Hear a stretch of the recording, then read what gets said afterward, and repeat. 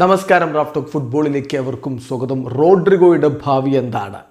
Transfer ജാലകം അവസാന മണിക്കൂറുകളിലേക്ക് കടക്കുമ്പോൾ റയൽ മാഡ്രിഡിൻ്റെ ആരാധകർക്കും ബ്രസീലിൻ്റെ ആരാധകർക്കും അറിയേണ്ട ഒരു കാര്യം അതാണ്.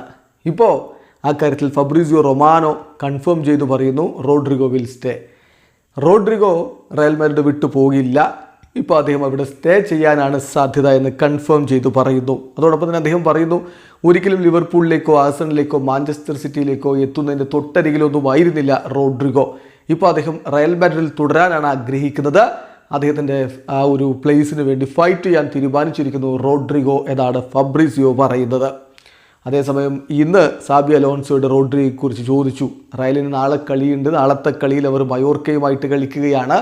ആ കളിക്ക് മുന്നോടിയായി നടത്തിയ പ്രീ മാച്ച് പ്രസ് കോൺഫറൻസിലാണ് റോഡ്രിഗോയെക്കുറിച്ചുള്ള ചോദ്യം സാബി അലോൺസോയ്ക്ക് നേരെ വന്നത്. ഏത് പൊസിഷനിൽ നിങ്ങൾ റോഡ്രിഗോയെ കളിപ്പിക്കും? കഴിഞ്ഞ കളിയിൽ LW ആയിട്ട് കളിപ്പിച്ചിരുന്നല്ലോ, അത് തുടരുമോ എന്നുള്ളതാണ് ഉദ്ദേശം. അതിനുള്ള മറുപടി റോഡ്രിഗോയുടെ ബെസ്റ്റ് പൊസിഷൻ ഏതാണെന്ന് ചോദിച്ചാൽ, ഇപ്പോൾ കഴിഞ്ഞ മത്സരത്തിൽ LW പൊസിഷനിൽ അവൻ നല്ല രൂപത്തിൽ തന്നെ കളിച്ചു. പക്ഷേ അവന് വേണമെങ്കിൽ നമ്പർ 9 ആയിട്ട് കളിക്കാം, അവനെ നമ്പർ 10 ആയിട്ടും കളിപ്പിക്കാം.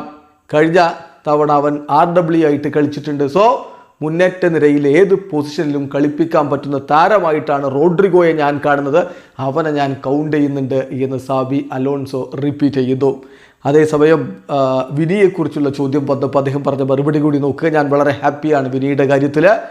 ഈ സീസൺ അവനൊരു ഗ്രേറ്റ് സീസൺ ആവണമെന്ന് ഞാൻ ആഗ്രഹിക്കുന്നു. തീർച്ചയായിട്ടും റയലിൻ്റെ ഫണ്ടമെൻ്റൽ പ്ലെയറാണ് വിനി എന്ന കാര്യത്തിൽ തർക്കം വേണ്ട എന്നുകൂടി സാബി അലോൺസോ പറഞ്ഞു വെക്കുന്നു. വീഡിയോ സാധിക്കുന്ന ഫുട്ബോൾ ലോകത്ത് കൂടുതൽ വിശേഷങ്ങളുമായി റാഫ് ടോക്സ് എത്താം.